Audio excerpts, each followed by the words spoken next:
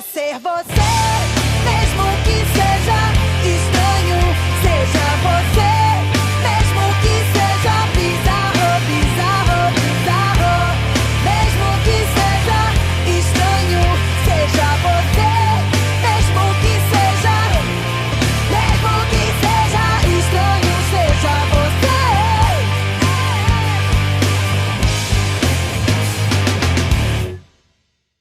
Bem-vindos ao Deite Onde Vão, um podcast onde nós te ensinamos como o minimalismo vai trazer saúde, leveza para o seu relacionamento afetivo, para sua casa e para suas finanças.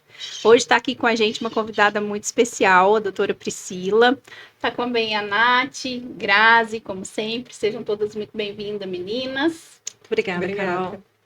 Ô, Grazi, você acha que a doutora Priscila é uma pessoa que vai agregar pra gente? O que você acha? Eu acho que ela vai trazer muita coisa importante pra gente hoje, né? Muita dica, muita questão saudável pra gente saber como lidar, né? Um estilo de vida. Gente, a doutora Priscila está aqui conosco a convite da Carol. As duas têm uma experiência e uma vivência, né, muito grande. Uma intimidade muito grande, elas têm uma história linda para contar. Então, a primeira convidada do podcast, até hoje nós não trouxemos nenhum convidado, e essa primeira convidada tinha que ser muito especial, né? E a doutora Priscila, ela é médica e sou radio-oncologista. radio-oncologista. Ela vai se apresentar, é melhor ela mesma falar dela. Viu que bonito que é a palavra, gente? Então, a Priscila está aqui conosco para agregar, né? E nós fazemos um convite para vocês que ouçam com atenção, de coração aberto. A Carol prometeu no início que ela não vai chorar, mas se ela chorar, gente, vocês não choram junto, então, tá bom? Doutora, um prazer muito grande, fique à vontade, a palavra é toda sua. Prazer é todo meu, eu me sinto muito honrada com esse convite, espero estar à altura da expectativa e trazer muitas informações importantes. E meu nome é Priscila, eu sou médica formada desde 2006, fiz a residência em radioterapia na Unifesp em São Paulo, entrei em 2008 e desde então eu basicamente trato pacientes com câncer. E o que acontecia na minha rotina é que a radioterapia, por estar sempre ali no finalzinho do tratamento, tinha uma demanda muito grande dos pacientes com a seguinte pergunta: doutor, o que eu faço para a doença não voltar?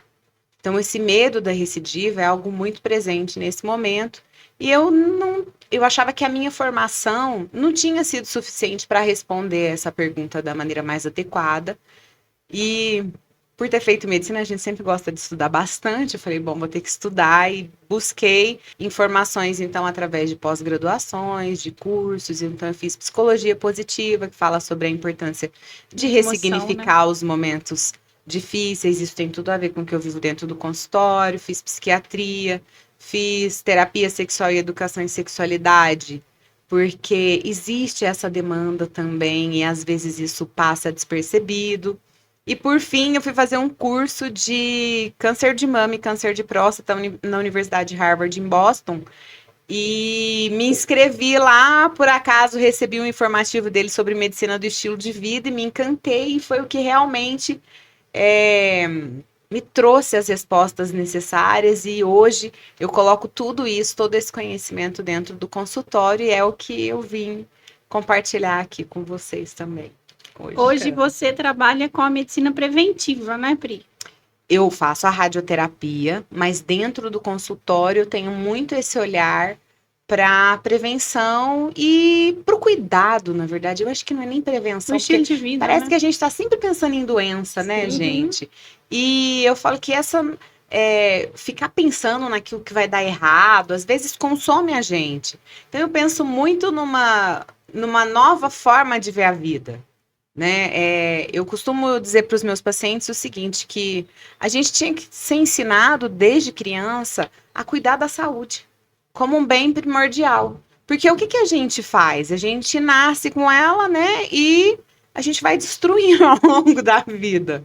né? Hoje ainda existe um olhar aí, uma certa busca, mas durante muito tempo eu penso assim, eu na minha adolescência, na juventude, não Tava tinha. nem aí, né? Achava que nunca ia acabar a saúde. E pelo contrário, né? A gente ainda fazia tudo, vivia como queria viver, como se não houvesse amanhã, sem pensar nas consequências, às vezes cometendo excessos, às vezes achando que é chato quem te dá uma orientação, mas eu falo, à medida que a idade vem chegando e a gente vai sentindo, aí você fala, poxa, podia ter aprendido. Então eu falo que isso tinha que estar na nossa educação, a gente olhar um pouco mais para o nosso corpo, né, a maneira, como, o que a gente sente, como a gente cuida disso, não só do corpo físico, mas das nossas emoções, né, da nossa saúde mental. Então, infelizmente não aprendemos isso desde cedo, mas eu falo sempre dá tempo, e é isso que eu converso muito com os meus pacientes dentro do consultório, porque... Mas, doutora, só abrindo um parêntese, essa questão do cuidar antecipado, né, de começar isso na infância, de trazer isso, esse olhar para dentro de casa. Você, como médica, e fica uma pergunta até técnica, né? Você acredita que isso é cultural, tem a ver com a educação, né, com a cultura, com a sociedade que nós vivemos, ou isso também pode ser fisiológico, biológico, funcionamento cerebral, né? Será que nós temos maturidade para pensar isso, aquela famosa síndrome do super-herói que a gente vive? Isso é fisiológico ou isso é cultural? Como que você vê isso? Olha, eu penso no ser humano assim, como ele é um ser sempre capaz de aprender. E às vezes, no período da infância, você está absorvendo tudo ao seu redor. Você aprende pelo exemplo. A gente às vezes acha que só aprende por aquilo que é falado. Não, você aprende muito pelo Pelo exemplo. contrário, aprende só Exatamente, pelo que você, né, Tá ver as pessoas entendendo ao seu daquilo. redor. E não só no seu ambiente familiar, mas ali na escola, na sociedade, tudo. Eu acho que o ser humano ele vai se tornando ao longo da vida, né? Ele tá sempre em constante mudança. A gente às vezes fala, eu sou assim. Eu costumo dizer que não, a gente sempre está, né? Uhum. Então, pensando nisso, eu acho que o cuidado ele cabe, mas é importante respeitar também a individualidade de cada um. Vai ter uma pessoa que vai ter mais maturidade numa idade um pouco mais precoce, vão ter outros que vão levar mais tempo. O importante é a gente ter sempre esse olhar e não desistir do cuidado. Sabe? Acho que isso é diferente do super-herói, né? Dessa coisa de você achar que eu vou fazer tudo certinho e vou dar conta de tudo e vou pensar que não vai adoecer. Então eu falo assim, a doença em algum momento ela vai chegar para todo mundo, né? A questão é como é que você vai estar no momento em que isso acontecer. Entendeu? E quanto mais você cuida do seu organismo, ele vai estar mais preparado. Se você for fazer uma palestra, você não sabe nem sobre o que você vai falar, entendeu? Você corre um risco ali. Não, agora se você se prepara, a chance de você fazer um bom trabalho aumenta. Então eu acredito que a saúde, a gente precisa começar a olhar mais dessa forma. A medicina passou por várias transformações. Né, ao longo das últimas décadas. Eu acho que hoje a gente tem um pouco mais esse olhar, mas a própria medicina, durante muito tempo, ela foi voltada para quê? Para resolver a doença. Sim, exato. Entendeu? Então, o que a gente faz? A gente espera adoecer, e aí a hora que adoece, olha, o que a gente vai fazer agora? Né? E acho que atualmente existe um movimento do que fazer antes. O que a gente tem que tomar cuidado é só para não ter essa confusão de, então eu vou... prevenção dá uma ideia de que você não vai adoecer. Sim. Entendeu? Eu acho que esse que é o ponto que a gente tem que tomar esse cuidado. Não é que você não vai adoecer. Você vai É que lidar você melhor. vai estar melhor. Você Exatamente. Você vai receber a doença melhor, né? Você vai estar com o corpo Passar mais por ela. E até forte suportar pra melhor isso, o tratamento. Né? Sabe uma coisa que eu costumo dizer? É que eu falo, gente, a vida ela sempre vai trazer um desafio. Entendeu? E esse desafio pode ser uma doença, pode ser um luto, pode ser a perda de um emprego, porque lutos, né, você tem lutos variados. Sim. Tem tanta coisa que pode ser um divórcio, pode ser, enfim, a perda dos pais, que é algo que é cronológico, que é esperado, mas que mesmo assim sempre vai ser desafiador. Então, assim, os desafios virão. Como é que nós vamos encará-los? A gente vai simplificar ou a gente vai complicar? Sim. É exatamente. Eu passei por tudo isso. E exatamente dessa forma. Tinha um ano que eu tinha me divorciado, veio o câncer. Até tem uma consultora financeira, que é conhecida sua, que falou assim, tem 3Ds que desalinha toda a vida da gente. Desemprego, divórcio e doença. Falei todos os 3. Você fez um checklist. Se eu sobreviver isso aqui, filha, agora ninguém me segura mais. Eu sobrevivi isso. Eu fiz uma transição de carreira, eu estava empreendendo com 2 filhos pequenos, eu divorciei, um ano depois veio o câncer. Eu falei, Deus, passei pelos 3Ds, assim, com nota máxima. Mas eu percebi muita diferença disso, sabe? Eu deixei para viver a dor desse momento de acordo com aquilo que aquele momento existia. O diagnóstico ele chegou para mim, a primeira ligação foi em maio. Eu fiz a cirurgia em setembro. Agora, essa semana vai fazer 1 ano que eu nasci de novo. E eu fui fazer palestra, eu fui fazer montanhismo, eu fiz o pico do Monte do Itaguaré, o pico de Itaguaré, que é do lado do Pico do Marins, na véspera da cirurgia. Eu fiz palestra 3 dias antes da cirurgia. Aí, no dia da cirurgia, na véspera da cirurgia, nós fomos para a Borda comprar pijama. Eu, minha mãe e meu marido. E aí, esse dia, até na hora que eu tava comprando pijama, A hora que nós chegamos, porque eu tinha uma consulta antes da cirurgia, né? Nós chegamos lá no consultório, deveria ser umas 3 horas. Quem é paciente do Nassar sabe como é que funciona. Eu fui atendida às 6. Aí, eu entrei em parafuso. Aí era 2 horas da manhã, eu mandei uma mensagem para ele, e eu mandei porque ele estava online, eu vi que ele estava online, aí eu fui e mandei uma mensagem para ele, ele virou e falou assim, Carol, por que você não tá dormindo? Eu falei, por que você acha que eu não tô dormindo? Daqui a pouco vai tirar meia dúzia de órgão de dentro de mim. Aí ele virou e falou, você precisa descansar, você precisa ficar tranquila. Eu falei, não, eu tô tranquila, só que deitar e dormir é outra coisa.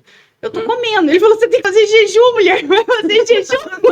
São 2 horas da manhã, você não pode comer mais, não. E a minha mãe, com quem que você tá falando? Eu falei, com o doutor. Ela, pelo amor de Deus, deixa o doutor dormir, vai dormir também. Eu falei, não, agora eu vou viver esse momento. Então eu vou me permitir ficar ansiosa, chorar, ficar nervosa, porque agora chegou a hora de eu viver tudo isso.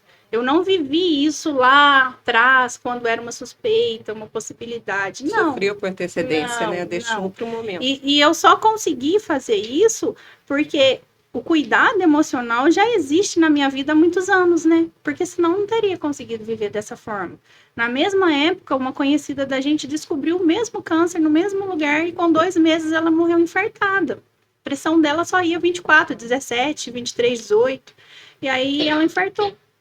Um domingo, dia dos pais, na véspera da minha cirurgia. Ela infartou. Ela não chegou nem a se tratar, então ela não morreu de câncer, gente. Ela morreu de ansiedade, de nervoso, de preocupação. E isso não é raro acontecer, viu? As pessoas, com o susto do diagnóstico, né, desenvolverem aí esses quadros agudos, isso não é raro. E chama atenção, né, de, poxa, por quê? Como que a gente está lidando com as emoções, como que a gente está lidando com o medo, né? É interessante você colocar isso, mas eu acho muito bonito da sua parte. E chamar a atenção para essa questão da saúde emocional, porque não foi algo que você cuidou do dia para a noite, Exatamente. né? Foi algo que foi construído, que é o que a gente estava conversando aí desde o início do podcast, de você construir a saúde, né? A gente, ao invés de destruí-la, né? Porque vão acontecendo essas dificuldades, a gente às vezes não está preparado, né? Na verdade, a gente nunca está preparado. A gente vai lidando à medida que isso vai acontecendo, mas ter as ferramentas para lidar, né, com cada situação que se coloca na nossa vida, isso daí faz muita diferença. Doutora, e como que você encara o minimalismo dentro desse tratamento? Como que você acha que ser minimalista, adotar o estilo de vida minimalista vai trazer consequências positivas para a sua saúde? O que eu entendo por minimalismo é que o minimalismo ele é voltado para quê? Para o essencial. né? Então, é como se a gente retirasse os excessos. E hoje nós vivemos um mundo de excessos. Excesso de informação, excesso distração. de estímulos, excesso de distração, exatamente. Excesso até de desejos, né? Porque hoje você olha assim e fala assim, poxa, eu tenho excesso de possibilidades. Porque você tem tanta possibilidade, tem tanta coisa que você pode aprender, que você tem acesso, né? Então, esse excesso, às vezes, deixa todo mundo meio perdido, desorientado.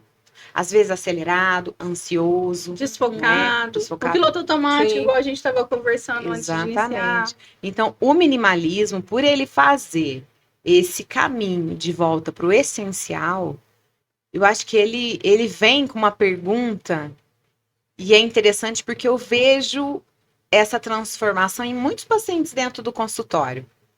Quando uma pessoa recebe um diagnóstico de câncer, é inevitável que ela pense na possibilidade de morrer, Uhum. pelo medo que a doença carrega. Claro. Então, o que acontece? Automaticamente, no período do tratamento, ela começa a se voltar para a própria vida e a resgatar os próprios valores. Ela começa a eliminar os excessos. Ela começa a eliminar aquilo que não faz bem. Ela começa a selecionar. E o minimalismo, acho que é isso, né? É esse caminho do essencial. Então, é aquela pergunta: o que importa para você realmente? Sim, são reflexões que nós conseguimos ter quando estamos perto da possibilidade da morte. É isso que você quer colocar. O câncer traz essa transformação, mas eu acho que a gente não precisa esperar. Eu acho que o minimalismo relacionado à saúde, ele pode estar aí na nossa vida, a gente pode aprender. Não Né? precisa estar A gente- doente para Exatamente. começar a se cuidar. A gente vê esse movimento nas pessoas e a gente pode assistir e falar, poxa, isso daí não é interessante? Entendeu? Não é bom a gente eliminar esses excessos e se voltar para o essencial. E aí, quando a gente fala do essencial, é lógico que em termos de saúde, a gente vai cair naquela questão, uma alimentação mais limpa, mais simples, uma alimentação sem... Descascando mais, sim, desembalando menos. Exatamente, é isso aí, sem os ultraprocessados. A gente cai na questão da atividade física, de manter o corpo em movimento, do controle do estresse, né, da relação do corpo com a mente, de voltarmos a nos conectar, né? Porque às vezes a nossa mente está num lugar e o corpo está em outro. A gente está tão acostumado com isso que é o automático, né? A cabeça já tá lá no futuro, ou às vezes ela tá no passado, ela nem tá no presente. Então, fazer essa conexão de novo, isso daí é o essencial, é o essencial. Mas eu acho que tem um essencial que ele é único para cada pessoa. Então, essa pergunta, o que importa para você? É igual sucesso. Sim, É um para cada um. É relativo, né? muito É um para relativo. cada um. Então, assim, a gente tem aquela receita de bolo que serve para todo mundo, aquele básico que precisa ser feito, mas essa cereja do bolo, ela é importante. E aí, você precisa de tempo e de muita consciência. Autoconhecimento. Nós estávamos falando no podcast anterior, nós falávamos de dívida, né? E a dívida, ela vem, é uma coisa que nós estávamos falando muito sobre. A dívida vem quando você não sabe o que é sua vida rica, que é mais ou menos o que é essencial, né? Porque o que é sucesso para um é diferente do que para o outro. A minha vida rica é totalmente diferente da vida rica da Carol. E quando a gente não sabe o que é ter uma vida rica, o que é se sentir rico, você pode chegar ao nível de se endividar muito. E eu estava lendo um pouco antes da gente vir, como eu sabia do tema, e curiosamente estavam fazendo relações ao alto nível de aumento dos casos de câncer com o aumento dos números de endividados no Brasil. E de divórcio. E de divórcios, Eu vi exatamente. também. Você viu? Vi. Porque falava disso, né? É algo interno que você precisa Totalmente resolver. ligado emocional, né? Isso, e aí você resolve ou não se dando bem nas relações, se divorciando ou fazendo dívidas. Sim. Né? E, doutora, eu tive um primo que ele faleceu. Ele teve linfoma de Hodgkin. E até a gente falando sobre isso, tanto né, de sentimento como do tratamento em si, não só ele ficou doente, a família toda ficou doente. E eu acho que, de uma certa forma, ficou mais pesado para ele isso. Porque ele via a mãe, o pai, todo o sofrimento que ele se julgava ali culpado por eles. Então, eu sempre via isso. Ele mostrando, eu estou fazendo meu pai, minha mãe sofrer, minha família sofrer. Então, assim, você falando que você também começou a ter esse olhar, né, para essa questão também da emoção ali, né, da parte psicológica, né? Eu queria saber, assim, como que você, você tem alguma parte desse tratamento, assim, esse olhar para a família também, não só para o doente? Com certeza. E na medicina do estilo de vida, um dos pilares é o relacionamento. E é algo que, quando a gente fala em saúde, ninguém pensa, né? Ah, você vai escolher um relacionamento. Será que esse relacionamento é saudável ou não? Alguma vez vocês já se perguntaram isso? A respeito de alguma amizade, a respeito... Inclusive, no ambiente familiar. Sim. Por quê? Porque às vezes você tem pessoas incompatíveis, entendeu? Às vezes tem ali uma dificuldade, fica um relacionamento tóxico que faz mal e que pode contribuir para o adoecimento. Num momento de doença... Eu vou te falar que eu já vi de tudo dentro do consultório. Tem gente que se reaproxima, tem gente que briga. Já tive que separar a briga. Então, assim, eu tenho umas histórias homéricas, mas o que eu percebo, no final das contas, as pessoas se amam. Entendeu? Então, até no meio da confusão, você pode saber que o que está tendo ali é uma dificuldade de comunicação. Sim. E é muito interessante. Por quê? Porque várias vezes eu falo que eu pareço uma tradutora, sabe? Então eu olho assim, eu falo, gente, eles estão brigando, porque é interessante quando você vê Tá de fora. você tá de fora, Trabalho com casais, eu vejo coisas que eu faço falo, mas eles estão falando a mesma coisa, por que será que eles não estão se brigando. entender? Então, inúmeras vezes, assim, já aconteceu, às vezes de eu pedir para um sair, atender, Traduzir. explicar, traduzir. Então é isso, agora chama o outro, volta. Agora vamos desenhar. Exatamente. Então, assim, já tive situações das pessoas chorarem no consultório, sabe? De chorar e falar assim, nossa, era isso. Entendeu? Poxa, eu tava brigando aquilo, tava me gerando um sofrimento tão grande, e na verdade era amor, isso era preocupação, é a forma dele demonstrar. E... Então, assim, é desafiador, mas ao mesmo tempo eu acho que é muito bonito. Infelizmente é importante também, né? Eu penso, essencial. você falando, eu fico pensando na época, né? Se tivesse esse apoio emocional, ia ser muito diferente. O apoio Ia ser emocional muito faz diferente. muita... ele é... Gente, é só a gente parar pra pensar, né? Se você tiver que fazer um caminho sozinho, e se você tiver alguém para te amparar, e o amparar nem é te segurar, te pôr de pé. Às vezes é simplesmente o fato de você saber que tem alguém ali, entendeu? Que você tem para onde correr. Você fala, poxa, se tudo der errado, tem alguém comigo? Né? Eu lembro, você tá falando, eu tô lembrando. Porque eu até enquanto era só uma leve suspeita, eu deixei só comigo, né? Aí quando aconteceu da minha irmã fazer uma cirurgia, e eu fiquei muito distante. Eu não participei, eu não fui visitar, eu não fui ajudar, nem nada. Aí minha mãe veio e cobrou. Falou assim, nossa, a Flávia tá sofrendo, ela tá com dor. Manda uma mensagem, liga. Aí esse dia eu tava na véspera de eu ir pegar o resultado do primeiro exame. Aí eu não aguentei. Aí eu falei, mãe, de fato, realmente eu não tô muito participativa, mas é porque eu acho que eu tô passando por um problema. Aí que eu contei pra minha mãe, por telefone. E aí minha mãe, na mesma hora, contou pra todo mundo. Aí colocou no grupo, tudo. E aí meu irmão falou assim Não é pra da mim. casa de rir, não, mas colocou no grupo. Só Tudo igual, né? Aí meu irmão, eu tenho certeza que Deus dá as maiores batalhas para os guerreiros mais fortes. Então, se de nós 4 você foi escolhida, é porque você é a mais forte.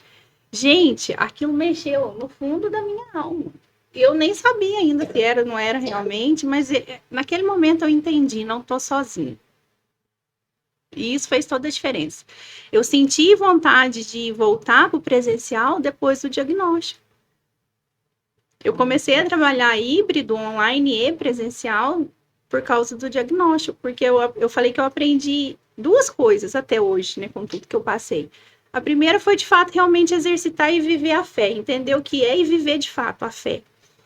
E a firme convicção daquilo que você não viu. Eu me olhava no espelho, branca, com a boca roxa, mas eu me via arrumada num palco palestrando. Eu olhava pra mim no espelho, a minha irmã falava assim, eu não aguento mais te ver com essa boca roxa de dor.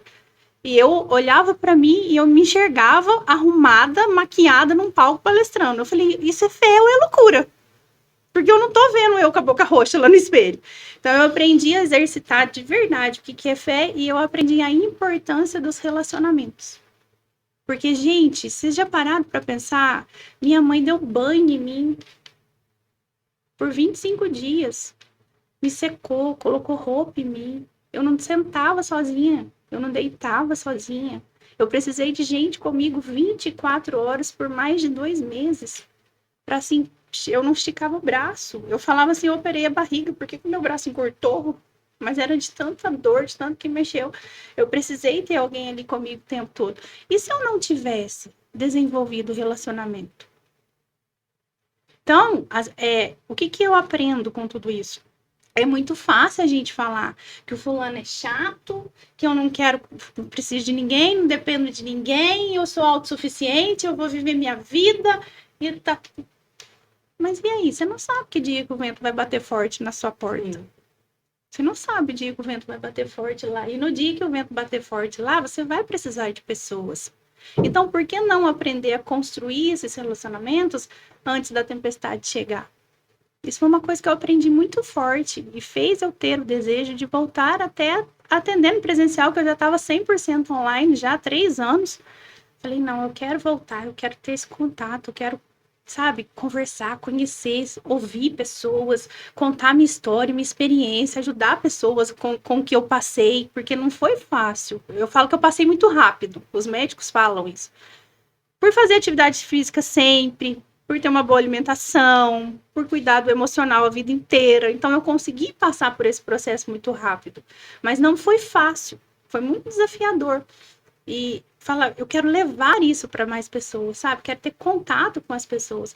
E entender a importância desse relacionamento foi o que fez diferença. E a Graça falou uma coisa que é super interessante. Eu senti isso. A minha irmã abandonou a casa, o marido, o filho, o emprego e ficou 10 dias cuidando de mim. Ela é enfermeira. Então, eu precisava de uma enfermeira nos primeiros dias. Ela ficou ali comigo. A minha mãe ficou 10 dias dentro do hospital. O meu marido não trabalhava direito. Eu comecei a me sentir um peso. Eu falei, além de eu estar gerando despesa financeira para todo mundo, eu ainda estou ocupando o tempo de todo mundo, eu tirei todo mundo das suas rotinas, eu comecei a me sentir um peso. E aí, a hora que a dor física foi começando a melhorar, a dor do peso emocional foi começando a ficar forte. Graças a Deus, eu tive condições de perceber isso. E aí, eu entrei num processo de 2 sessões de terapia, com 2 terapeutas diferentes, por semana, durante 3 meses. Mas e quem não tem esse conhecimento, Pri? Vamos fazer um pequeno adendo, uma pequena parada aqui para fazer um merchan bem importante para a gente. Sabe por que o merchan é importante, gente? Porque sem nossos patrocinadores, nós não estaríamos aqui. Esse podcast está legal, vocês estão gostando e a gente gosta de estar aqui, porque nós temos pessoas que estão nos apoiando por trás, né? E uma dessas pessoas é a CH Móveis Planejados. Trabalham com móveis funcionais, planejados, há mais de 8 anos de experiência, design moderno, como diz a Grazi, né, Grazi? Muito, muito dentro daquilo que a gente diz como minimalista. E além do CH Móveis Planejados, nós temos também o app daqui. O app daqui nada mais é do que um aplicativo na palma da sua mão que traduz aquelas páginas amarelinhas, lembram delas? Para facilitar a sua vida. Quem é que nunca precisou de um conserto de uma lava-louça, de uma máquina de lavar e não sabia quem recorrer? Então, hoje, com a facilidade, está na palma da sua mão. Vocês têm logo abaixo o telefone dos nossos patrocinadores, para caso vocês precisem entrar em contato. E, muito mais importante do que isso, venham também nos dar o apoio, ajudar nesse projeto. Nosso telefone está logo abaixo. Agora, nós vamos voltar para o nosso bate-papo com os nossos convidados. Como é que passa por isso? Como é que lida com isso? Como ajudar essas pessoas a passar por isso? Eu acho que a forma de ajudar é isso, são espaços como esse, a gente precisa falar, né? Quando você diz o que você passou, quando você conta como você lidou, a ajuda que você teve, isso daí faz com que a pessoa perceba, opa, nossa, então tem uma forma de ser diferente. Porque quando você tá com a dor, e acho que isso é natural, né? Principalmente para as pessoas que não para as pessoas, mas hoje a gente vive um mundo mais individualista, muito voltado para essa questão, né? Ai, da autossuficiência. É isso que você falou, não preciso de ninguém. Então, o momento em que você precisa te deixa num lugar muito vulnerável, Sim. né? E esse lugar de vulnerabilidade, se você não souber abraçar a vulnerabilidade, ele pode ficar pesado. E realmente é isso, começa a se sentir um peso, é o que você comentou, vem a culpa, Sim. né? E assim, um sofrimento que eu vejo muito frequente dentro, por que que eu adoeci? Por que que foi comigo? O que que eu fiz para merecer isso? Uhum. Foi outra Porque coisa eu, que eu né? não perguntei Porque em eu. tempo Então, nenhum. assim, mas são perguntas que frequentemente ocorrem, Sim, entendeu? sim. Por quê? Porque comigo. Por que comigo? A questão da fé. Então, assim, muita gente questiona a fé nesse momento. Fala, Sim. poxa, eu não fiz nada. Tem um monte de gente fazendo um monte de coisa errada e não estão passando por isso. Por que que eu tenho que passar? Mas o que eu costumo dizer é que a gente precisa dar tempo ao tempo, sabe? Tentar entender que isso é normal, sabe? Várias vezes os pacientes chegam com aquela culpa de estar questionando o Deus delas. Doutor, mas eu era de fé e agora, por que que eu tô questionando e eu não tô conseguindo elaborar isso? E eu falo, tudo bem, eu xingo ele todo dia. Nossa, como eu xingo, eu falo, poxa, por que que eu não nasci? A hora que eu tenho que acordar 6 horas da manhã, entendeu? Poxa, você podia ter me mandado herdeira. Tem quantos bilionários no mundo? Por que você não me mandou desse jeito? Então, assim, eu falo, é assim, aí você reclama, ele vem e te acolhe de alguma forma. A resposta vem se você tiver paciência, se você estiver atento ao presente e aberto a isso. Então, uma das coisas que eu converso muito, e acho que isso cai na questão do minimalismo, que é você se voltar para você, mas não no sentido de eu sou o suficiente, eu não preciso de ninguém, mas no sentido de o que eu tô sentindo, como que é isso para mim, eu vou lidar, qual vai ser a minha forma de lidar com isso? Cada um tem uma maneira, gente. Eu tenho inúmeras histórias de consultório, assim, de escolhas opostas. As pessoas fazem escolhas opostas e as duas dão muito certo. Então não tem uma coisa ou outra. Tem aquilo que funciona para você. Só que às vezes, ao longo da vida, você se afasta tanto disso, por conta de a gente ter muitos estímulos hoje, e todo mundo buscando uma receita, e tem muita gente que quer dar receita. Sim. É verdade. Muita gente vendendo receita. Isso. Umas receitas milagrosas assim, que eu falo, corre.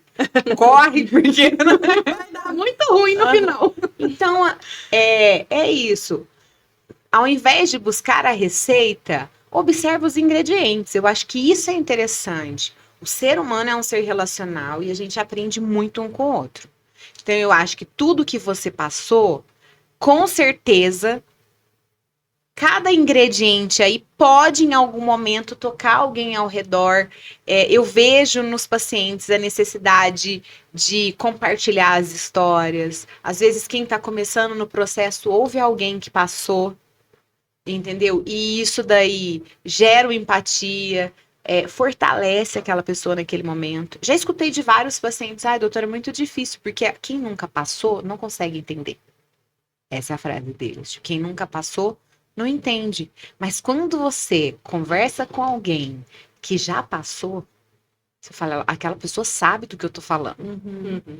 Entendeu? A mesma coisa, por exemplo, vamos para uma situação simples. Quem é mãe? Você conversa com uma pessoa solteira, eu lembro quando eu era solteira. Não precisa ser nem duas pessoas diferentes. Se você puser a Priscila mãe conversando com a Priscila solteira vai falar... Seu problema em 5 credo. minutos, né? Educa seu filho em 5 minutos. Então, assim... É as receitas. Receita. Só que não é mãe, tem receita. Tem. Eu fui uma ótima mãe antes de ser mãe, né? Sensacional. Mas eu acho que tem a ver com isso, sabe? Da gente ter mais consciência de se conectar. Nós falamos lá no começo, saúde, conexão do corpo com a mente. O que seu corpo tá te falando? Isso é importante até para um diagnóstico, gente. Entendeu? Por quê? Porque o corpo fala. Você precisa começar a perceber, olha, tem um desconforto, tem alguma coisa, procurar, estar atento, não encher a sua vida de obrigações e se colocar lá em último lugar. E ficar negligenciando os sinais, né? Porque tem essa questão também. Até quando eu passei lá na Oncominas, para ver se eu ia precisar rádio, químio, a doutora Manu falou assim, mãe, 2 pequenos, é empreendedora, terapeuta, cuida de pessoas, divorciada, casou de novo. Eu imagino que você tem uma vida muito corrida, mas eu quero te dar os meus parabéns, que é por você não ter se esquecido de você nesse tumulto todo, que você hoje está livre da quimioterapia e da radioterapia. Olha só. Aí eu falei assim, gente, como eu fiquei feliz de ouvir aquilo, sabe? Porque, de fato, realmente, no meio de tudo isso, eu nunca abri mão de mim. Dos meus cuidados, do meu tempo, de um tempo de qualidade só comigo, da minha solitude. Eu amo a minha solitude, não abro mão dela. Eu fazia preventivo 2 vezes por ano. Foi isso que me ajudou. Então, tudo isso que eu passei de maneira rápida, eu colhi, né? Foi uma colheita, eu plantei para poder ter vivido isso.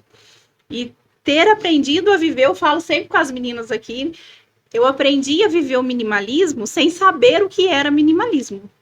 Quando eu me tornei mãe. Pela 3ª vez. Nossa Senhora! Eu lembro que tem um... Tem que ser minimalista, não é? Pelo amor de Deus. Foi por falta de opção, né? Seu minimalismo É. foi por falta de opção. Mas, literalmente, eu não sabia nem o que era minimalismo. Mas eu lembro que teve uma professora que falou para mim assim, a diferença do João e da Maria, 2 anos e 7 meses, né? Então, quando o João estava com 2 anos, eu estava de barrigão já. Aí ela falou assim, quantos filhos você tem que vai ter ao segundo? Falei, não, é o 3º, o outro já tá grandão. Ela falou, então deixa eu te contar uma história. É assim, ó, o primeiro você ferve a chupeta quando cai no chão. O segundo, você lava a chupeta lá no filtro quando cai no chão. O 3º, minha filha, você passa na calça, assim, ó, enfia na boca da criança e tá tudo certo. A regra dos 7 segundos, né? Os 7 segundos tá. Aí, quando eu vi a Antonella com 4 meses, comendo uma banana, se arrastando no tapete da sala, eu falei, ah lá, 3º filho, que beleza que é. E aí eu fui aprendendo a viver dessa forma. A viver, fazer do menos, Mais leve, né? mais, Mais do leve, menos, mais mais, sempre. Mudei de uma casa grande para um apartamento pequeno.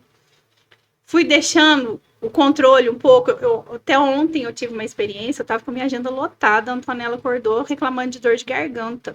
Eu falei, gente, em outros tempos eu ia querer fazer tudo. Levar a Antonella no médico, atender, ir na academia. Eu catei o telefone, liguei pro pai deles. Falei, ó, a Maria acordou reclamando de dor de garganta, não tem tempo. Você consegue?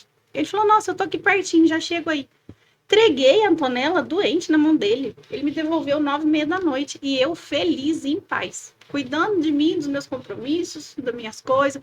Falei, olha pra você ver. Pediu ajuda, dividiu, né, as tarefas. Acho que isso é tão importante, Sim. porque a gente às vezes se sobrecarrega, né? E a sobrecarga é adoecedora, né? A sobrecarga crônica. Sim. Falo que existe uma sobrecarga aguda que é inevitável, de vez em quando você tem uns picos, mas essas questões do dia a dia, né, que a gente vai...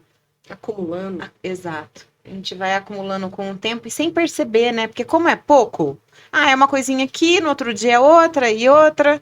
Daqui a pouco, você tá lá naquela... Transborda. Não cabe você na sua vida. Você tá sendo atropelado por aquela bola de neve que você construiu. E não cabe mais você ali. Não cabe um tempo de qualidade, não cabe uma atividade física. Você falou, a medicina tem mudado muito, né? Eu tenho visto, assim, como a questão da atividade física tem sido ressignificada hoje mundialmente. Antigamente, a atividade física era para você ter um corpo bonito. Hoje eu falo para minhas clientes, você vai olhar para a atividade física como uma farmácia preventiva. Se você tivesse doente, você ia entrar na farmácia e comprar remédio. Então, você vai entrar na academia para você não ficar doente. Olhar para a atividade física como uma medicina preventiva. E antes, a medicina era só para ter a atividade física era só para você ter um corpo bonito. Então, tudo isso tem sido ressignificado e tem sido benéfico. Talvez até por isso que a média do brasileiro hoje aumentou, né? Bastante. A Nath deixou a gente preocupada semana passada. Isso, mas tudo bem. Ai, minha aposentadoria. Gente, tem estudos que mostram que pessoas que praticam atividade física regularmente têm um hipocampo maior do que aquelas que não praticam. Porque o hipocampo, naquelas que não são praticantes, que são mais sedentárias, ele atrofia numa velocidade mais rápida ao longo dos anos. Então, o hipocampo é a área responsável pela memória. Então, a gente pensa muito em atividade física, pensa em musculatura, né, na saúde física, mas tem a saúde cerebral, né? Fora todas as outras questões referentes aos hormônios, né? Então, assim, ultimamente, tudo que a gente tem ouvido é voltado mesmo para atividade física e olha só, né? A gente olha para a sociedade como um todo, o passado, né? Quando a gente era criança, você corria para atender telefone, você até discar o telefone era pesado, vocês são daquela época? Sim, Era verdade. pesado Tudo um aquilo, toque, você né? fazia. Estamos Agora, denunciando a nossa você idade, hein, só... gente? Cuidado. É verdade. Então, assim, né? Você tinha que levantar para trocar o canal da TV. Então, tinha uma série de coisas que a gente acabava se movimentando um pouco mais, né? Menina, esses dias eu tava vendo um artigo científico. Vocês lembram da Noninho? Antigamente ele vinha no potinho, né? Aí a gente tinha que fazer assim, da lambia, a tampinha, né? Agora é só de apertar. As crianças perderam isso daqui, ó. Por A isso que o pinça, movimento de Danone pinça. em movimento de pinça, por causa da tela do Meu celular. Deus. De apertar. Agora, por isso que o Danoninho agora é abre e aperta. Gente, Por isso Então, que nas escolas eles estão incentivando essa motricidade fina, porque as crianças estão perdendo isso daqui. olha, Que tudo hoje é feito para o conforto, visando o conforto, Sim, né? A praticidade, sedentarismo, né? velocidade, só que a gente vai ficando, Sim. né? A gente precisa ter esse olhar de falar, nossa, a gente está se movimentando cada vez menos, então aí você precisa fazer um movimento contrário. Doutor, e a parte do tratamento em si, né? Como que ele tem evoluído também? Tem essa parte também de deixar o paciente a voltar à vida normal de uma forma que não fique tão sequelado? Como que é? Porque, voltando à minha história com o câncer, lembrando do meu primo, eu vejo que, assim, toda vez que ele melhorava de um tratamento para, acho que curou, ele vinha muito sequelado disso. Hoje eu não sei como que está isso. Assim, cada caso é um caso, né? A gente precisa lembrar disso, mas historicamente os tratamentos vêm evoluindo numa velocidade absurda. Então, a gente tem muita tecnologia envolvida, muitos medicamentos novos. E o que é que a medicina busca? Ela busca tratar da melhor forma possível, com a maior chance de sucesso e o mínimo de efeitos colaterais. Então, hoje a gente tem muitos tratamentos que são bem tolerados. Isso significa que todo mundo passa lindo, livre, leve, solto? Não, né? O tratamento é desafiador ainda para algumas pessoas, porque cada organismo é único, tem gente que às vezes não tolera, né? O organismo não tolera determinado medicamento e essa pessoa vai sofrer um pouco mais. Também tem essa questão de você, às vezes, ter um organismo que está em melhores condições, né? E outros que não estão em condições tão boas. Sim. Então, a gente tem várias influências aí, mas, historicamente, o tratamento vem melhorando e hoje a gente tem muito menos efeitos colaterais do que uma década atrás, do que 20 anos atrás. Muito mais caso de cura Eu também, acompanhei a evolução. Só para você ter uma ideia, dentro da radioterapia, quando eu entrei na residência, a gente ainda tinha aparelho de cobalto. Hoje a gente nem tem aparelho de cobalto mais no Brasil. Entendeu? Hoje é só acelerador linear. Em termos de tecnologia, a gente tratava com uma tecnologia que era chamada 2D. Aí eu peguei a evolução do 3D, depois veio o MRT, a gente tem VMET, tem GRT. Então, olha Que quanta... bacana, né? entendeu? Cada uma dessas tecnologias é um salto no sentido de reduzir os efeitos colaterais e aí o tratamento fica mais tolerável, né? Mas lembrando disso, que às vezes você ainda vai ter um outro caso que vai ser um pouco mais complicado, algumas doenças mais agressivas ou de maior volume, né? Até pensando na doença, hoje a gente tem tumores altamente curáveis, mas ainda existem doenças extremamente agressivas que ainda são um desafio. Mas mesmo as doenças que são mais desafiadoras, a gente tem visto uma evolução muito grande em termos de tratamento. Ai, que bacana. Doutora, e vocês falando sobre isso me fez recordar um filme que eu assisti há muitos anos atrás, chamava Minha Vida Sem Mim. Nunca filme assisti. Super impactante. Bom saber. E essa Minha Vida Sem Mim nada mais é do que uma moça que tinha um câncer muito agressivo, que ela decidiu não ser tratada e durante o período que ela estivesse viva, ela preparar a vida dela sem ela mesma. Olha que forte. E aí o que isso. que ela fez? Ela, por exemplo, ela tinha 2 crianças pequenas. Ela procurou uma esposa para o marido. E aí, sem que ele percebesse, ela começou a elogiar uma vizinha solteira. Começou a trazer ela para dentro de casa. Começou a fazer ela se aproximar das meninas. Começou a fazer com que as meninas vissem ela como uma amiga e ela como amiga da mãe, sem contar que ela estava doente. Gravou na época, eram fitas cassete. Usou o Walkman e gravou fitas para o aniversário das meninas, ano a ano. E deixou guardado que quando ela morresse, eles achariam essa fita. E uma orientação para o marido, que ele entregasse uma fita por ano. E aí ela falava assim, por exemplo, na adolescência, né, na pré-adolescência, você provavelmente ficou ou vai ficar menstruada.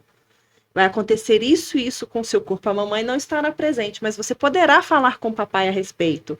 Vai acontecer isso, isso e isso. Se eu não parar de contar, E eu vou aí, chorar. e ela foi fazendo isso e ela negou o tratamento. Por simples fato de que era agressivo, as chances de sobrevida eram pequenas e ela não queria fazer a família dela sofrer. E aí ela ia até o médico sozinha, simplesmente para pedir o paliativo, aquele para tirar a dor. E ela tomava escondido e ela sofreu sozinha e morreu em casa. Esse filme me impactou muito, porque ela teve uma lucidez, né? E foi muito forte. Força, né? O Psicológico, equilíbrio né? O emocional. Consegue, Fora a do medicina ela já foi muito hierárquica, né? No sentido de que o médico mandava, o paciente obedecia, mas isso mudou. Sim. Então hoje hoje é um trabalho em equipe. Eu costumo dizer que a gente envolve todo mundo, né? O paciente, a família. Mas a gente sempre tem que respeitar a vontade do paciente, Mas porque realmente é a vida dele. Eu ia perguntar, houve casos de pacientes que recusaram o tratamento? Já. E como que vocês lidam com isso? Olha, eu sinceramente eu lido de uma forma muito natural. Eu entendo, sabe? Eu acho que cada pessoa tem uma história e não tem como a gente fazer a escolha pelo paciente. Eu acho que o minimalismo ele tem a ver com isso, aquela pergunta, o que é essencial para você, o que importa para você, e a partir daí você vai se guiar, né? E você vai tomar as suas escolhas e vai viver as consequências das escolhas na sua vida. E é só você que vai viver essas consequências, né? Então, em situações, eu vou te pôr um exemplo, eu já tive uma situação, o mesmo tipo de tumor em uma paciente que falou assim, olha, doutora, eu já vivi tudo que eu tinha para viver. Então, assim, era uma doença no cérebro, já era avançada e para passar por uma cirurgia corri muito risco, né? Risco de sequelas neurológicas. E ela falou assim, isso para mim não é vida. Viver com sequela não é vida, para mim, entendeu? Para outra pessoa pode ser, mas para mim não é. Então eu não quero nem correr o risco da cirurgia. E ela falou assim, eu tenho meus filhos criados, eu viajei, a minha vida foi incrível, eu não tenho que reclamar da minha vida, então eu prefiro aceitar a doença, viver meus últimos dias da maneira como eu preciso viver, já vou organizar tudo aqui, já deixo tudo pronto para todo mundo, uma praticidade, uma clareza do que ela queria, que assim, não tinha nem espaço para discutir. A gente colocou, e a hora que colocou lá os riscos e benefícios, ela falou, de jeito nenhum que eu vou correr esse risco nessa idade que eu tô. E tive um paciente mais jovem que tinha acabado de ter uma filha. E era o mesmo tipo de tumor, e foi mais ou menos na mesma época. Por isso que eu tenho isso tão vivo na minha memória. E aí, quando a gente colocou os riscos, a frase dele foi o seguinte, doutora, se eu for capaz de abrir o meu olho e reconhecer a minha filha, isso é suficiente para mim. Eu corro todos os riscos possíveis e imagináveis. O que eu tiver que correr de risco, eu vou correr. Então... é muito particular, né? Você percebe como que a gente aprende, né, em situações como essa? Sim. Você fala assim, gente, realmente, por isso que eu falo, não tem receita, a gente tem que sentar, tem que ouvir, tem que entender a história Acolher, daquela pessoa exatamente sem julgar. e dar o suporte no que ela precisa. Por isso que na vida a gente não deve julgar nunca, né? Não pode ter espaço para julgamento. Exatamente. E às vezes, e assim, essas situações, por exemplo, a situação em que a pessoa quer tentar de tudo, ela é fácil para quem tá. Fácil não, nunca é fácil, mas ela é mais aceita por quem tá ao redor. Uhum. Quando alguém escolhe por não tratar, isso é meio caótico. Entendeu? Porque é como se a pessoa estivesse recusando a vida. Exatamente. Isso Numa na cultura interpretação do familiar, Da que você familiar. Eu coloca. acho que é o egoísmo E familiar, eu né? acho que não Porque só pensam familiar, neles, né, gente, mas cultural também. Porque a gente vive uma cultura que você não pode desistir, né? Você não pode tem escolher. que ir até Exato. o fim, tem que aguentar. Então, Não quer assim, viver, tá depressivo, tem problema, não é porque ela, né, eu decidi, não quero isso pra mim. exato. Então, essas situações em que a pessoa escolhe não tratar, elas são mais desafiadoras, né? E corre-se o risco, às vezes, da pessoa arrepender no meio do caminho e depois querer voltar, e daí ela é mais julgada ainda, Sim. né? Porque, tipo, por que não quis? E No assim, começo. cada um tem E se um não der tempo. tempo, né? E se fosse à Exato. tarde demais. E eu falo assim, gente, é a sua história é essa. Sinceramente, nesse aspecto, eu acho que eu nasci para colher. Nossa, nunca fui de apontar o dedo nem de julgar, sabe? Porque ninguém sabe o que a pessoa sente. Eu falo, eu não sei qual é a sua dor. Não tô em você. O preço emocional que cada Entendeu? um paga pelas decisões que toma é único. É. Uhum. E assim, cada um sente de uma forma. O que pra gente, que pra mim é uma coisa desse tamanho, talvez pra você seja enorme. E vice-versa. Às vezes uma coisa que é muito dolorida em mim, você passa, entendeu? Então, eu sempre tento. É lógico, nosso papel é orientar, dar as informações, mas a escolha sempre precisa ser dividida com o paciente. Por quê? Porque quem vai viver, quem vai assumir os riscos e quem vai viver Pagar com o os preço efeitos da dor. colaterais, Quem vai entendeu? percorrer o caminho é o paciente. Você pode até dar a mão e ir junto, mas ele que tem que percorrer, né? É ele. Eu já tive pacientes que fizeram um tratamento, né, com outros colegas, e aí, de repente, chegam ali na radioterapia, e às vezes fala assim, ai, doutora, se eu soubesse que eu... Já escutei isso dentro do consultório. Se eu soubesse que eu ia ficar desse jeito, eu preferia ter morrido. Depois do tratamento? Depois do tratamento. Em Aí situação. entra uma questão. Eu ouvia muito, né? Eu retirei quase tudo, hoje eu só tenho ovário direito. E eu ouvia, vai ficar vazia, vai ficar oca, vai ficar um buraco. E eu falava, gente, como será que é isso, né? Como é que será que é isso? E eu não me sinto assim. Então eu acho que é muito crença também que é instalada, né? De você saber lidar com aquilo depois. A minha cicatriz não me incomoda em nada. Ela não é bonita e ela não me incomoda em nada. Hoje eu tenho um pouco de desconforto porque eu fiquei com muita diástase. Então minha barriga ficou grande. Eu nunca tive barrigão, hoje eu tenho. Mas eu acho que é muito a maneira como cada um vai acolher aquilo, a crença que tem aqui sobre aquilo, o que ouviu a respeito daquilo, o que tomou como verdade absoluta para si, em cima daquilo. Eu não tomei como verdade absoluta que eu ia ficar oca, que eu ia ficar vazia. Não. Então não me sinto assim. Mas eu acho que também tem uma questão da capacidade de adaptação, de aceitação.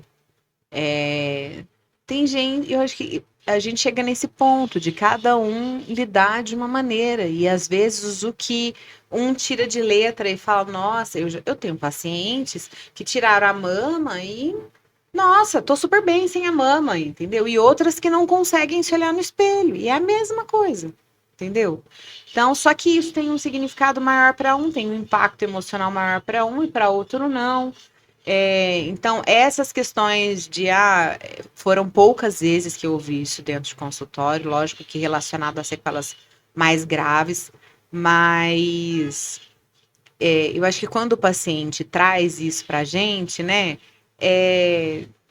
a gente tem que acolher também, porque existe uma dor ali, existe uma dificuldade de aceitar a vida agora da forma como ela é. Por quê? Porque você tem uma memória de um passado entendeu? E às vezes esse passado ainda está muito presente. Então eu penso que fica ainda mais necessário a gente acolher essa pessoa, né? Porque a dor dela é isso, ela quer ser como ela era antes e aquilo não vai voltar. Eu falo muito isso dentro do consultório. Muitas vezes os pacientes perguntam, doutora, quando eu vou voltar a ser como eu era? Ai, quando que tudo vai voltar ao normal? Aí fala, ai, como que é o normal? Ai, do jeito que estava antes. Eu falo, você tem certeza que você quer voltar como estava antes? E aí a gente vai colocando essas perguntas e essas perguntas vão trazendo a consciência, sabe? Para a pessoa ir refletindo, falando, não, realmente, olha, parece que a memória engana. Sim. Sim, Entendeu? Muito. A memória, às vezes, ela é traiçoeira, porque você fica lembrando. É igual quando você sai de um relacionamento horroroso, daí, de repente, você lembra começa... só das coisas boas? Aham, você lembra só É o da- velho, eu era feliz e não sabia, mas é tudo mentira. Então, isso também acontece nesse momento, né? E aí é desafiador o papel como profissional de Então, fazer mas isso, na verdade, o que eu percebo é assim, o profissional, ele tá mais preparado, que nem você mesma falou, não são todos, mas hoje ainda tem mais profissional mais preparado para lidar com isso, para saber acolher uma mulher que passou pela mesma coisa que eu, que se sente oca, vazia, e eu que não sinto nada disso. Hoje tem profissionais mais capacitados para acolher essa mulher, mas e em casa? E o ambiente familiar? Eu acho que o ambiente familiar tá aí nessa questão de educação, da gente trabalhar com todo mundo, de ter esses espaços. Hoje a informação ela é muito acessível, né? Então, as pessoas podem buscar. Ao invés de você querer resolver da jeito, às vezes eu vejo os Goela familiares abaixo? muito. Goela abaixo? Exatamente, entendeu? Querendo resolver o problema. Eu falo, gente, calma, ouve uma história, senta, conversa com alguém que já passou, pede opinião. A gente aprende muito com a experiência do outro, né? E lembre de dialogar com o principal envolvido. E respeitar se ele também não quiser falar. Entendeu? Por quê? Porque às vezes o silêncio é um ótimo companheiro. Sim.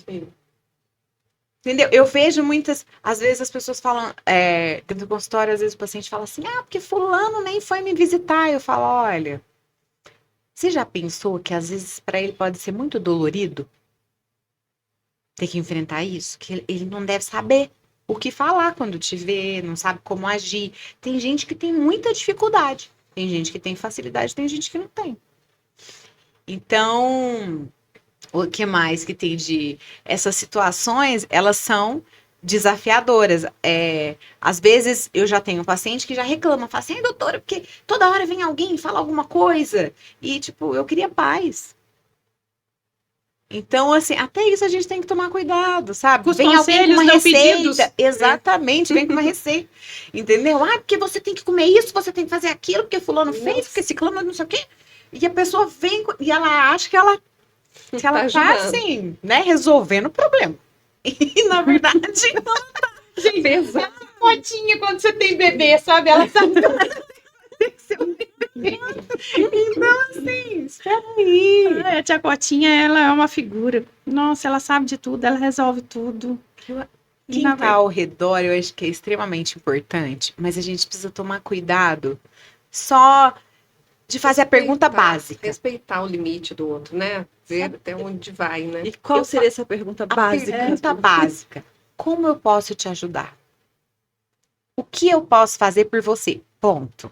E espera e ouve. Entendeu? Porque você não pode me dar a resposta. Então, assim, como eu posso te ajudar? E às vezes a pessoa vai falar, não, eu não preciso de nada. Você fala, olha, então, eu tô aqui. Você pode mandar uma mensagem, não sei o que. Você quer ajudar? Uma hora você passa, deixa o negocinho lá pra pessoa, você demonstra a sua presença, existem formas de demonstrar a presença. Ou não, às vezes a pessoa tá querendo desabafar e ela vai falar. Escutar.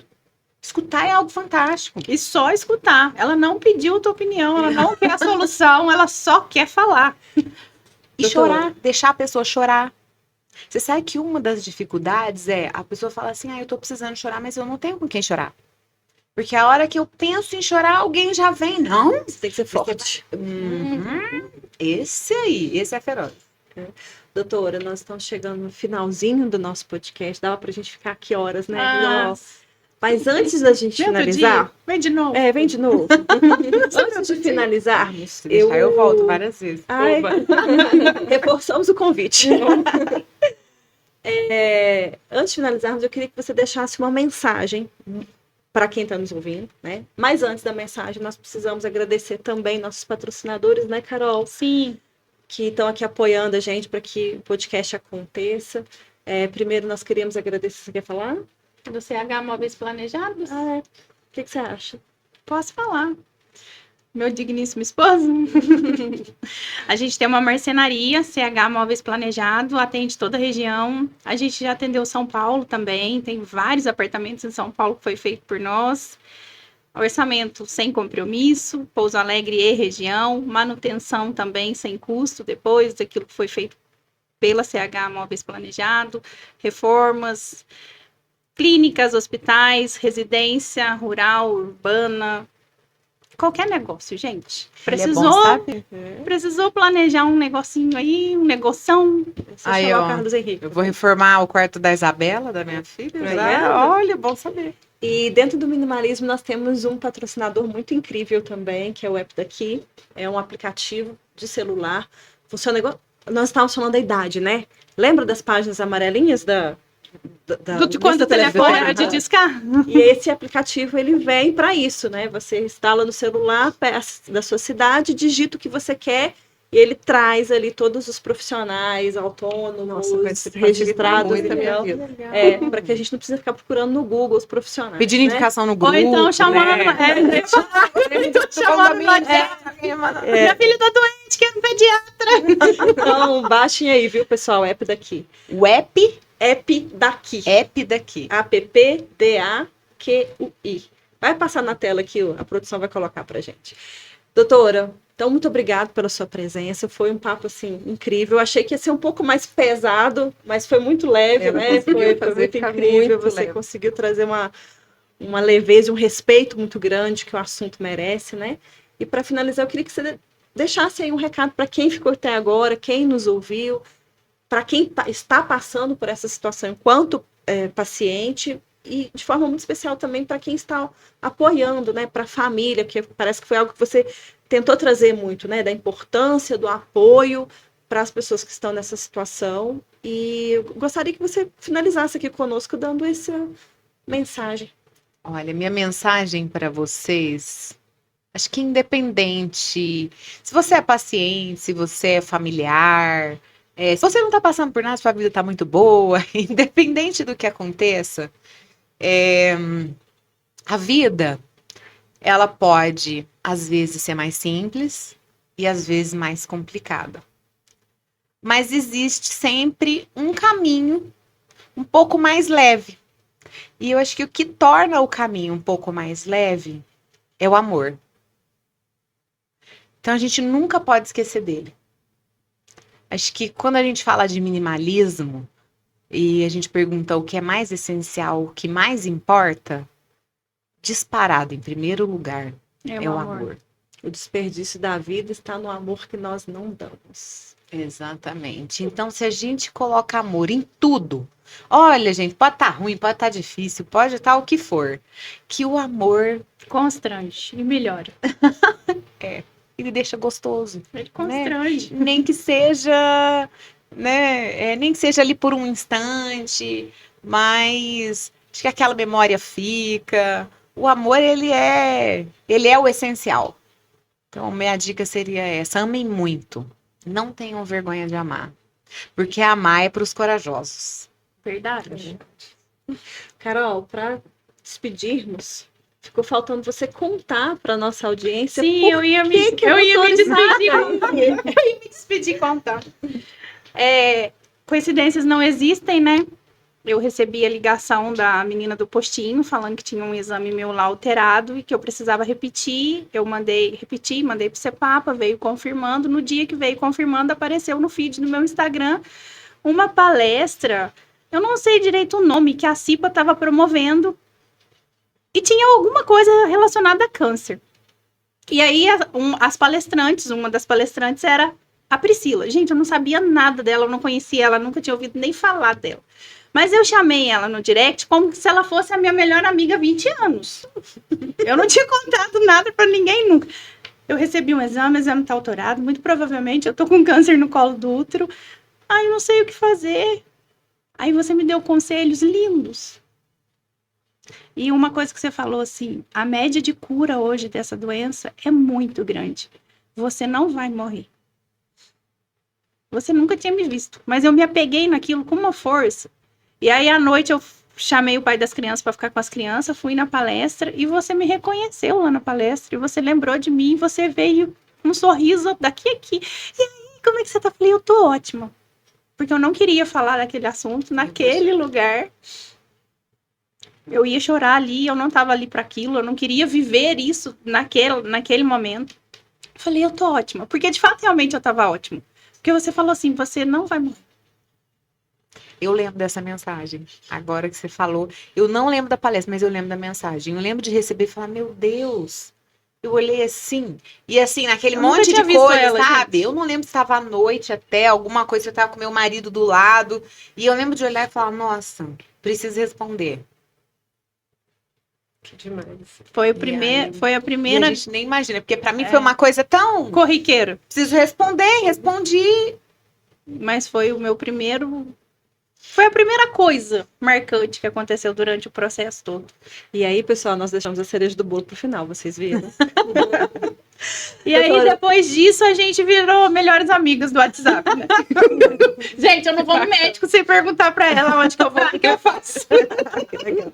Doutora, muitíssimo obrigada pela sua participação, por nos privilegiar com esse momento incrível, foi muito legal. Fica aí abertas as portas para que você volte muitas e muitas e muitas vezes. Com né? certeza. Obrigada, gente. Pessoal, esse foi o nosso Date on Divan, um episódio marcante, emocionante, né, Isso foi Grazi? emocionante, viu? Muito obrigada, doutora. Eu até tô esquecendo de encerrar, gente. Olha pra vocês verem, eu viajei. Vamos falar de maternidade com leveza semana que vem? Vamos. Vamos? Podemos? Então tá combinado. Próximo episódio, maternidade com leveza. Sem culpa, minimalista, sem rótulo. É preciso perder para depois se ganhar. E mesmo sem ver, acreditar.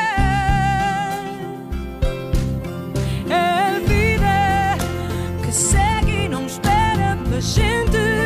Cada passo que dermos em frente, caminhando sem medo de errar. Creio que a noite sempre se tornará dia e o brilho que o sol irradia há de sempre me iluminar.